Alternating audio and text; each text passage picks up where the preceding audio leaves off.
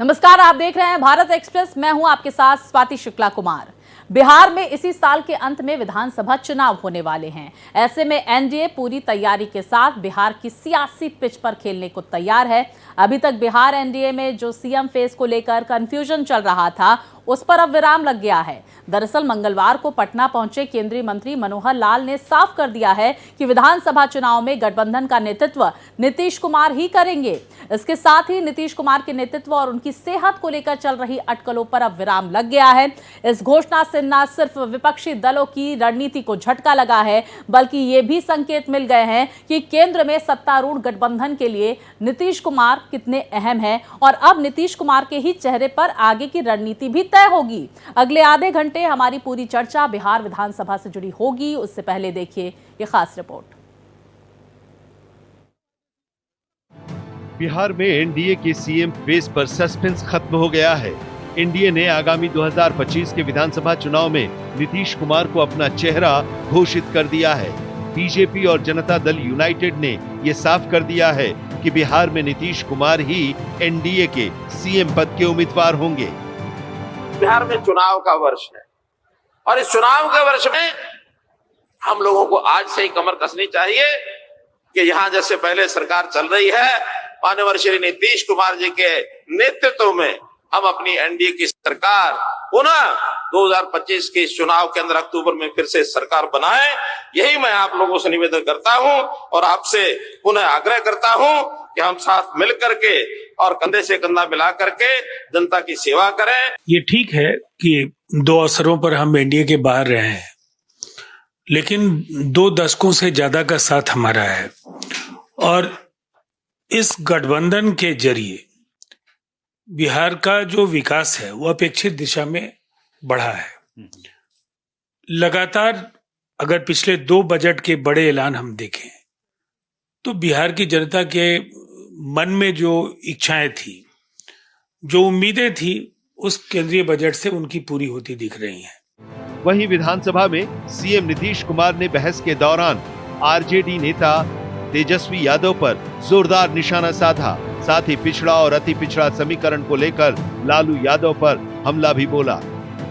ये सरकारी medical college और अस्पताल पहले थे, अब उसी में हम लोगों ने अब पहले से, अरे तुम्हारे पिता को हम ही बनाए थे, वो जब आए थे उस समय नहीं था। ये सब फालतू छोड़ो, जो गड़बड़ कर रहे थे, जो पिछड़ा और अति पिछड़ा, आज नहीं, जो हम लोगों के नेता थे कर्पूरी जी वो किए थे, तो वो करना चाहते थे कि अब पिछड़ा अति पिछड़ा का बंद करके खाली पिछड़ा करेंगे। हमने कहा फालतू बात है। पिछले कुछ समय से नीतीश कुमार की तबीयत नासाज होने की चर्चा को लेकर विपक्षी दल इसे भुनाने में जुट गए थे, लेकिन बीजेपी ने विपक्ष के दांव पर पानी फेर दिया है। नीतीश कुमार जी के नेतृत्व में फिर से सरकार बनेगी, तो जो लोग तरह तरह से भ्रम पैदा करते हैं, आज तो केंद्र के पर्यवेक्षक के तौर पर भी यहाँ मनोहर लाल खट्टर जी ने कहा कि नीतीश कुमार जी के नेतृत्व में सरकार बनेगी और इसमें कोई शक नहीं है कि बिहार में हम लोग 200 के पार जाएंगे और फिर से एनडीए सरकार नीतीश कुमार जी के नेतृत्व में बनेगी। दरअसल नीतीश कुमार के नेतृत्व में बिहार ने पिछले 2 दशकों में विकास के कई क्षेत्रों में प्रगति की है। सड़क, बिजली, शिक्षा और कानून व्यवस्था जैसे मुद्दों पर नीतीश की नीतियों को जनता ने सराहा है। हालांकि विपक्ष अक्सर उनकी सरकार पर भ्रष्टाचार और बेरोजगारी जैसे मुद्दों को लेकर हमला करता रहा है, लेकिन बीजेपी और जेडीयू की एकजुटता से ये तो साफ है कि नीतीश अभी बिहार की सियासत से दूर होने वाले नहीं हैं। भारत एक्सप्रेस के लिए पटना से आशुतोष कुमार के साथ ज्योति राय और दिल्ली से आदित्य द्विवेदी की रिपोर्ट। और चलिए अब आपको ग्राफिक्स के जरिए यहाँ पर बिहार में मौजूदा समीकरण भी पूरी तरह से समझा देते हैं। कुल सीटें हैं 243, बहुमत का आंकड़ा है 122, बीजेपी 80, जेडीयू 45, आरजेडी 77, कांग्रेस 19।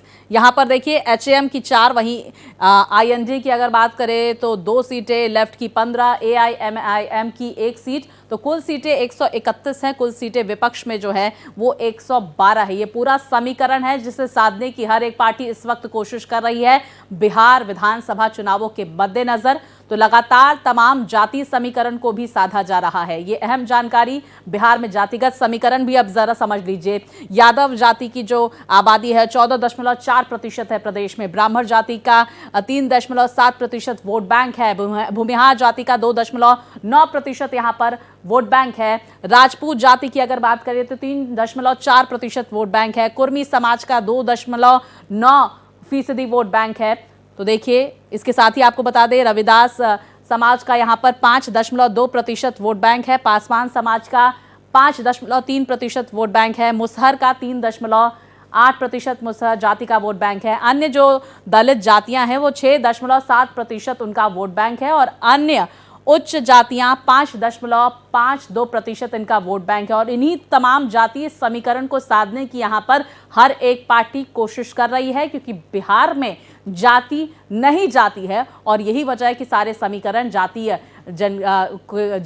उसके मद्देनजर यहाँ पर साधे जा रहे हैं। अब देखिए बिहार का धार्मिक समीकरण क्या है ये भी हम आपको बता देते हैं। हिंदू जो है वो 22% है, मुस्लिम समाज की हिस्सेदारी यहाँ पर 17.70% है, बौद्ध समाज की हिस्सेदारी 0.08% है, ईसाई अगर हम धर्म की बात करें तो 0.06% हिस्सेदारी है, जैन धर्म की बात करें तो 0.01% हिस्सेदारी है, सिख धर्म की हिस्सेदारी यहाँ पर 0.01% है। ये पूरा धार्मिक समीकरण है। अब देखिए महागठबंधन का क्या हाल है ये हम समझ लेते हैं। तेजस्वी यादव जिन्हें लगभग 14% यादव वोट बैंक उनका नजर आ रहा है, राहुल गांधी जिन्हें 17% मुसलमान सपोर्ट करते हुए नजर आ सकते हैं, 20% दलित वोट बैंक का सपोर्ट है, इस तरह की जानकारियां भी सामने निकल कर आ रही है। पूरा महागठबंधन का हाल है। लेकिन देखिए तेजस्वी यादव का हाल ही में कांग्रेस को लेकर बयान सामने निकल कर आया। ऐसे में ये दोनों पार्टियां एक साथ मिलकर चुनाव बिहार का लड़ती हैं या नहीं ये भी देखना महत्वपूर्ण होगा। अब देखिए सर्वे के मुताबिक चुनाव में सबसे बड़ा मुद्दा कौन सा है? ये सबसे बड़ा मुद्दा जो है वो बेरोजगारी का मुद्दा है। 45% लोगों ने इसमें सहमति जताई है। 11% लोग कह रहे हैं महंगाई का बड़ा मुद्दा है बिहार में। अब 10% लोग जो क्षेत्रीय मुद्दे हैं उनका जिक्र करते हैं, बिजली, पानी, सड़कों का मुद्दा उनके लिए अहम माना जाता है। तो वहीं 4% लोग जो हैं वो कृषि और भ्रष्टाचार का मुद्दा बिहार के लिए बताते हैं। इन तमाम मुद्दों का जिक्र बिहार की राजनीति में लगातार होता है, लेकिन सबसे बड़ा मुद्दा है बेरोजगारी का। यही वजह है कि एक बड़ा वर्ग जो है वो बिहार से पलायन करता हुआ नजर आ रहा है। महत्वपूर्ण मुद्दा है और तमाम पार्टियां इसको कैसे लेती हैं ये भी देखना दिलचस्प होगा। अब देखिए सर्वे के मुताबिक ये सबसे बड़े मुद्दे हैं जिन पर लगातार तमाम पार्टियों का फोकस है। इस बार के हालांकि बजट में बहुत सारे दावे वादे तो नहीं किए गए, लेकिन महिलाओं को लेकर कुछ ऐलान जरूर किए गए हैं और इन सभी मुद्दों पर लगातार हर एक पार्टी काम कर रही है।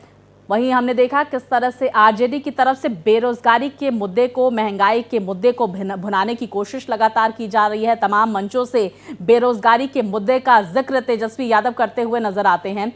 तो देखिए तमाम मुद्दे यहाँ पर बिहार की जनता के लिए बेहद महत्वपूर्ण है। महंगाई का बड़ा मुद्दा है, बेरोजगारी का मुद्दा है, बिजली, पानी, सड़क का यानी कि बिहार के विकास का मुद्दा है, कृषि और भ्रष्टाचार का एक बड़ा मुद्दा बिहार में उजागर होता है, जिसको लेकर सियासत भी जोरों पर देखने को मिलती है। और अब इस पर राजनीति के मद्देनजर तमाम पार्टियां इस पर एक्शन लेती हुई, तमाम ऐलान करती हुई भ्रष्टाचार के मुद्दे पर नजर आती है। तो वहीं देखिए बड़ी खबर आपको बता दें कि मनोहर लाल की तरफ से जो सियासी समीकरण थे, जो बयानबाजी का दौर था, उस पर लगाम लगाते हुए यहां पर यह कह दिया गया है कि एनडीए का नेतृत्व नीतीश कुमार ही करेंगे। हमने देखा था पिछले दिनों जिस तरह से कैबिनेट विस्तार हुआ था, मंत्रिमंडल विस्तार हुआ था, उसको लेकर सियासत भी जोरों पर देखने को मिल रही थी। ये कहा जा रहा था कि एनडीए में नीतीश कुमार का प्रभुत्व कम हो रहा है और अब इस तमाम कयासों पर, बयानबाजी पर, आरोप प्रत्यारोप के बीच अब ये बड़ा ऐलान मनोहर लाल की तरफ से किया गया कि नीतीश कुमार के नेतृत्व में एनडीए सरकार बिहार में एक बार फिर से बनाएगी। और विस्तार से जानकारी के साथ इस वक्त मेरे सहयोगी आशुतोष हमारे साथ जुड़ गए हैं। आशुतोष का हम रुक करेंगे, लेकिन देखिए सियासी समीकरणों को हर एक पार्टी यहाँ पर साध रही है। आशुतोष, मैं आपकी तरफ आऊंगी और ये समझने की कोशिश करूंगी कि देखिए बहुत सारे आरोप प्रत्यारोप बयानबाजी हुई कि नीतीश का प्रभुत्व जो है वो कम हो रहा है यहाँ पर एनडीए में। तो अब यहाँ पर मनोहर लाल की तरफ से बड़ा ऐलान कर दिया गया है कि नीतीश के नेतृत्व में ही एनडीए सरकार बनाएगी इस बार बिहार में।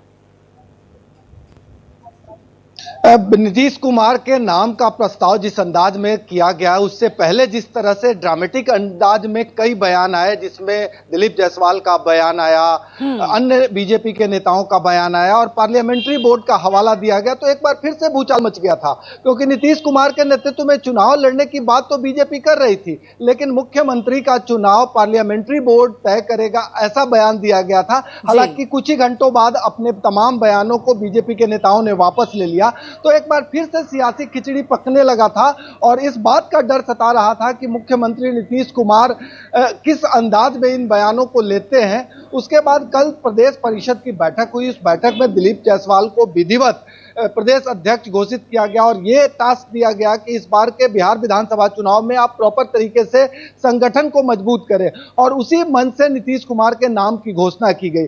जहां तक इस पूरे प्रकरण में गौर करने लायक बात यह है कि एक तरफ नीतीश कुमार को बीजेपी अपना सपोर्ट देकर बिहार का मुख्यमंत्री बनाई हुई है, दूसरी तरफ जेडीयू के जो एमपी हैं वो मोदी सरकार को समर्थन दे रहे हैं। तो नीतीश कुमार इस बार मजबूरी है, इतने आसानी से आप बाईपास नहीं कर सकते हैं। हालांकि आरजेडी लगातार आरोप लगा रही है कि जो हाल एकनाथ शिंदे का हुआ महाराष्ट्र में, वही हाल नीतीश कुमार का होगा। और इसी परिप्रेक्ष्य में जब पार्लियामेंट्री बोर्ड का हवाला देकर बीजेपी नेताओं का बयान आए, तो कई तरह की अटकलें लगाई जाने लगी। क्या बीजेपी चाहती है कि बीजेपी का मुख्यमंत्री हो? लेकिन जो स्थिति है उसमें इतना आसान नहीं है कि नीतीश कुमार के नाम को किनारा करके बीजेपी कुछ बयान दे या अपनी बात रख सके। तो नीतीश कुमार फिलहाल बिहार के लिए मजबूरी है, खास करके एनडीए के लिए, और एनडीए के समक्ष कोई दूसरा विकल्प नहीं है। कल जिस अंदाज में वो विधानसभा में अपनी बातें रख रहे थे, उससे भी यह साफ हो गया कि नीतीश कुमार पुरजोर तरीके से अगले टर्म के लिए भी तैयार है। जी बिल्कुल आशुतोष, देखिए नीतीश कुमार को जिस बात का आपने जिक्र किया, साइडलाइन चुनावों के दौरान नहीं किया जा सकता है, और यही वजह है कि शायद बीजेपी की तरफ से इस बात का ऐलान किया गया कि नेतृत्व नीतीश कुमार ही करेंगे। इस बीच हम बड़ी जानकारी आपको दे देते हैं। बिहार दौरे पर आरएसएस प्रमुख मोहन भागवत 5 दिन के प्रवास पर आज पहुंचेंगे। भागवत आज शाम बिहार के मुजफ्फरपुर पहुंचेंगे आरएसएस प्रमुख। तो मुजफ्फरपुर स्थित संघ कार्यालय में करेंगे रात्रि विश्राम। 6 मार्च की सुबह वीरपुर सुपौल के लिए प्रस्थान करेंगे। सरस्वती विद्या मंदिर के भवन का उद्घाटन करेंगे आरएसएस प्रमुख। 7 और 8 मार्च को कार्यकर्ताओं के साथ संघ कार्यालय में बैठक भी होने वाली है। वहीं 9 मार्च को नागपुर के लिए प्रस्थान करेंगे मोहन भागवत।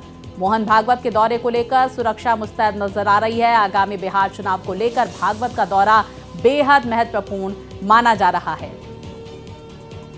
तो देखिए, सबसे पहले प्रधानमंत्री नरेंद्र मोदी बिहार के दौरे पर नजर आए, उसके बाद बीजेपी अध्यक्ष जेपी नड्डा, और अब मोहन भागवत का ये महत्वपूर्ण दौरा, जहां पर कई दिनों तक बिहार में मोहन भागवत रहने वाले हैं। आरएसएस प्रमुख मोहन भागवत की तरफ से सरस्वती विद्या मंदिर के भवन का उद्घाटन किया जाएगा। कार्यकर्ताओं के साथ संघ कार्यालय में बैठक का भी कार्यक्रम है। ऐसे में देखिए, बिहार में इस साल चुनावी माहौल है। मोहन भागवत का ये दौरा इस चुनावी माहौल में बेहद महत्वपूर्ण माना जा रहा है। तो बिहार दौरे पर आरएसएस प्रमुख मोहन भागवत। अब चलिए ग्राफिक्स के जरिए मोहन भागवत का पूरा शेड्यूल आप तक पहुंचा देते हैं। 5 मार्च को देर शाम मुजफ्फरपुर पहुंचेंगे आज के दिन वो, और संघ कार्यालय में रात्रि विश्राम करते हुए नजर आएंगे। आज उनका बिहार पहुंचने का कार्यक्रम 6 मार्च का अगर हम जिक्र करें तो 6 मार्च को जानकारी सामने निकल कर आ रही है कि सुपौल में सरस्वती विद्या मंदिर में भवन का उद्घाटन वो करेंगे। 7 और 8 मार्च को मुजफ्फरपुर में संघ कार्यकर्ताओं के साथ मीटिंग का कार्यक्रम है उनका, और संघ की संगठनात्मक गतिविधियों को लेकर चर्चा करेंगे। साथ ही देखिए, 9 मार्च को नागपुर के लिए रवाना होंगे मोहन भागवत। अब संघ प्रमुख के प्रवास का क्या उद्देश्य है, चलिए ये भी ग्राफिक्स के जरिए आपको बता देते हैं। बिहार चुनाव के मद्देनजर दौरा बेहद अहम माना जा रहा है। वहीं बिहार में संघ की गतिविधियों की समीक्षा की जाएगी। आरएसएस प्रमुख की तरफ से संघ कार्यकर्ताओं से संवाद का भी कार्यक्रम है। तो संगठन को मजबूत करने पर इस दौरान संघ प्रमुख चर्चा करेंगे, बातचीत करेंगे। साथ ही विद्या भारती के शैक्षणिक कार्यों को बढ़ावा देना इस प्रवास का उद्देश्य है। और विस्तार से लगातार मेरे सहयोगी आशुतोष हमारे साथ इस खबर पर चर्चा के लिए बने हुए हैं। आशुतोष, देखिए, एक तरफ जहां प्रधानमंत्री नरेंद्र मोदी बिहार पहुंचे, उन्होंने नीतीश कुमार को लाडले मुख्यमंत्री कहा, जेपी नड्डा का भी दौरा हुआ, कैबिनेट विस्तार हुआ उसके बाद, और अब आरएसएस प्रमुख का यह दौरा चुनावी लिहाज से कितना अहम? देखिए, मोहन भागवत जी का ये दौरा पूरी तरह से संगठन को मजबूत बनाना, सुदृढ़ करना, और उन सुदूर देहात इलाकों में, जहां तक हम सुपौल की बात करें तो उस इलाके में संगठन का रिच उतना मजबूत नहीं है, उसको मोटिवेट करने के लिए, एक्टिवेट करने के लिए मोहन भागवत का ये कार्यक्रम लगा है। लेकिन जब जब वो बिहार आते हैं, संघ को तो एक्टिवेट करते ही हैं, बीजेपी के नेताओं को भी एक्टिवेट करते हैं, क्योंकि संघ के एक सबऑर्डिनेट पार्टी के रूप में बीजेपी कार्य करती है। और मोहन भागवत के आने के बाद जिस तरह से गाइडलाइन मिलता है, उसके बाद से एक तरह से कहें बीजेपी के नेता चार्ज हो जाते हैं। उन्हें बताया जाता है कि संगठन के लिए आपको क्या करना है। तो संगठन को बढ़ावा देना, सरस्वती शिशु मंदिर में किस तरह की एक्टिविटी हो, सामाजिक विकास कैसे हो, सांस्कृतिक उत्थान कैसे हो, ऐसे तमाम विषयों पर वो परिचर्चा में हिस्सा लेंगे, दिशा निर्देश देंगे। लेकिन इस दौरान यदि उनका कोई खास बयान आया जो पॉलिटिकली मोटिवेटेड हुआ, तो वो सबसे चौंकाने वाला होता है। और खास करके सबको इसी बात का इंतजार रहता है कि संघ की एक्टिविटी के दौरान मोहन भागवत का जो बयान आते हैं, उसका पॉलिटिकल माइलेज कैसे बीजेपी लेती है, इस बात का भी ध्यान रखा जाता है। तो कई मायने में ये दौरा महत्वपूर्ण है। प्रधानमंत्री मोदी, जेपी नड्डा सरीखे तमाम लोगों की नजरें बिहार पे टिकी हुई है, और उसी कड़ी में संघ की भी एक्टिविटी बढ़ गई है। तो आप समझ सकती हैं कि इस तरह के एक्टिविटी का मतलब है कि चुनावी वर्ष है, सब लोग अपने अपने स्तर से जोर आजमाइश कर रहे हैं। और एनडीए की इस बार कोशिश है कि ज्यादा से ज्यादा सीटें हासिल करे। 225 का टारगेट है एनडीए का, और उसी टारगेट पर एनडीए प्रॉपर तरीके से कार्य कर रही है। जी बिल्कुल, देखिए, नीतीश कुमार के नेतृत्व में एनडीए लगातार अब रणनीति बनाती हुई, लेकिन हम अब समझने की ये भी कोशिश करेंगे आपसे आशुतोष, आरजेडी और इंडिया गठबंधन की क्या रणनीति है। हमने हाल ही में तेजस्वी यादव का वो बयान, वो प्रतिक्रियाएं भी सुनी जो कांग्रेस के ऑपोजिट नजर आई, किस तरह से वो कांग्रेस की निंदा करते हुए नजर आ रहे थे। क्या ये पार्टियां साथ में चुनाव लड़ने वाली हैं या अलग अलग बिहार में चुनाव लड़ेंगी? देखिए, कांग्रेस के सामने कोई विकल्प नहीं है। बिहार में कांग्रेस आरजेडी के बैसाखी पे चलते रही है। सीटों को लेके थोड़ा जिच बरकरार है। कांग्रेस के तरफ से 70 सीटें मांगी जा रही है, जबकि आरजेडी साफ तौर पे कह रही है कि महागठबंधन के घटक दलों में सिर्फ कांग्रेस नहीं है, लेफ्ट पार्टियां हैं, मुकेश सहनी हैं, और इन तमामों में पार्टियों को हम इग्नोर नहीं कर सकते हैं। तो इसी वजह से थोड़ा खटास है। हालांकि कांग्रेस के समक्ष कोई विकल्प न होने की सूरत में महागठबंधन में कांग्रेस रहेगी। कितने सीटों पे लड़ेगी ये बात का विषय है, लेकिन सीट को लेकर थोड़ा खटास देखने को मिल रहा है।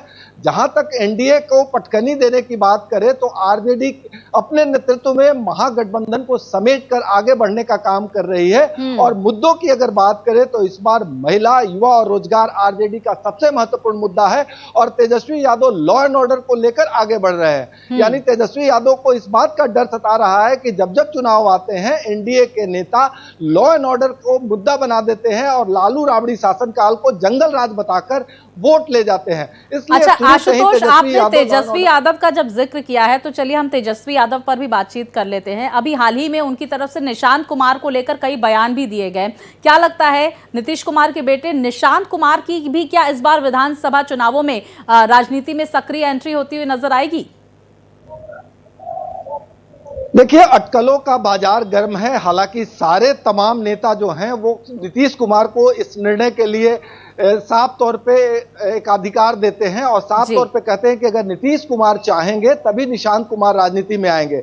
लेकिन एक बात गौर करने लायक है कि पहले निशांत कुमार के समक्ष हम लोग माइक लगाते थे तो वो सीधे चले जाते थे। अब वो मीडिया से मुखातिब हो रहे हैं और उनके इर्द गिर्द 3-4 ऐसे लोग हैं जो बयान तो जरूर दिलवाना चाहते हैं लेकिन संयमित बयान दिलवाना चाहते हैं। तो इसी बात को लेकर लोग अंदेशा लगा रहे हैं कि कहीं बैकडोर से निशांत कुमार की एंट्री एंट्री तो नहीं कराई जा रही है, लेकिन जो फाइनल निर्णय है वो नीतीश कुमार को लेना है, क्योंकि नीतीश कुमार परिवारवाद पर जबरदस्त चोट करते रहे और ऐसी स्थिति में यदि निशांत कुमार की एंट्री होती है तो विपक्ष को यानी आरजेडी को बैठे बिठाए मुद्दा मिल जाएगा।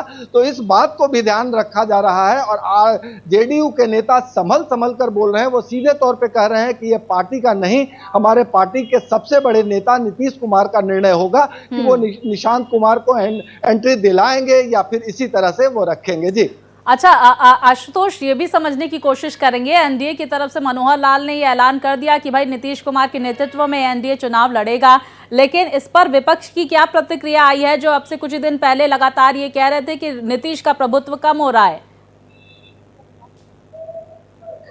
देखिए, विपक्ष भी मान रही है कि बीजेपी के समक्ष कोई विकल्प नहीं है, क्योंकि नीतीश कुमार के समक्ष दो तरह की स्थितियां हैं। हाँ। बीजेपी की सबसे बड़ी मजबूरी है कि यदि हम नीतीश कुमार को नाराज करेंगे तो नीतीश कुमार के लिए लालू प्रसाद यादव ने दरवाजा खोल रखा है। यदि वो लालू प्रसाद यादव के साथ मिल गए तो बीजेपी के समक्ष एक बड़ी चुनौती बिहार में आ जाएगी। और दूसरी बड़ी चुनौती है कि केंद्र सरकार को 12 एमपी का सपोर्ट जेडीयू ने दे रखा है, वो भी कम हो जाएगा।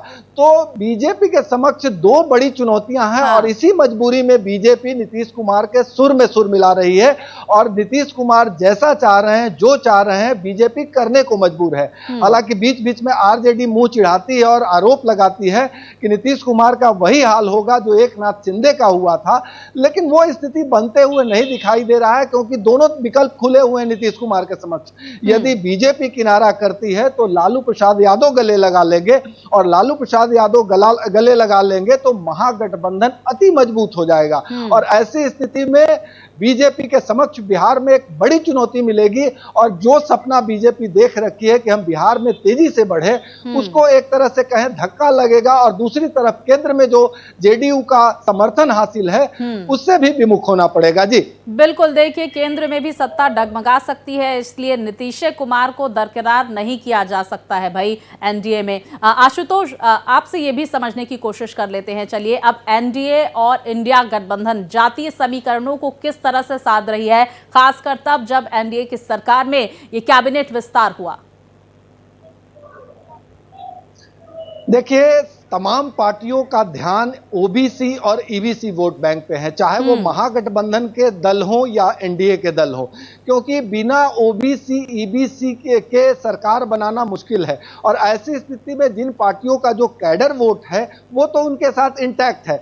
जहां तक आरजेडी की बात करें तो आरजेडी के साथ माय समीकरण प्रॉपर तरीके से इंटैक्ट है। आरजेडी की ये कोशिश होती है कि ओबीसी ईबीसी वोट बैंक में सिंधमारी करे और सरकार बना ले।